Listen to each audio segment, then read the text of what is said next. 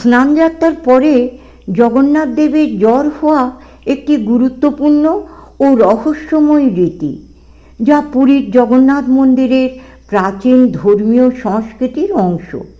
কি ঘটে স্নানযাত্রার পরে? স্নানযাত্রা হল রথযাত্রার আগে একটি গুরুত্বপূর্ণ উৎসব, যেখানে জগন্নাথ, বলভদ্র ও সুভদ্রা দেবতাদের 108টি পবিত্র ঘটের জলে স্নান করানো হয়। এই স্নান খুবই বিশাল ও ধর্মীয় আয়োজনের মাধ্যমে সম্পন্ন হয়। তারপর দেবতার জ্বর হয় কেন?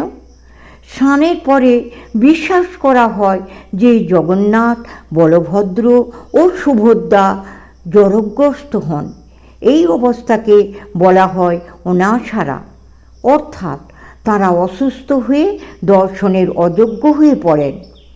অনাসারা কদিন ধরে চলে?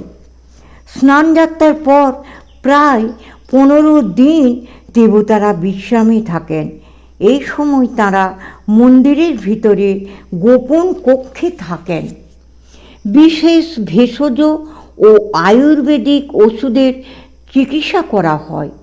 এই প্রথাকে বলা হয় pharmacy of the gods of রাজবৈদ্যের সেবা। কেউ তাদের দর্শন করতে পারেন না। এই সময় মন্দিরে কি ঘটে? প্রধান মন্দিরে দর্শন বন্ধ থাকে। ভক্তরা আলোরনাথ নামক মন্দিরে গিয়ে ভগবানের দর্শন করেন।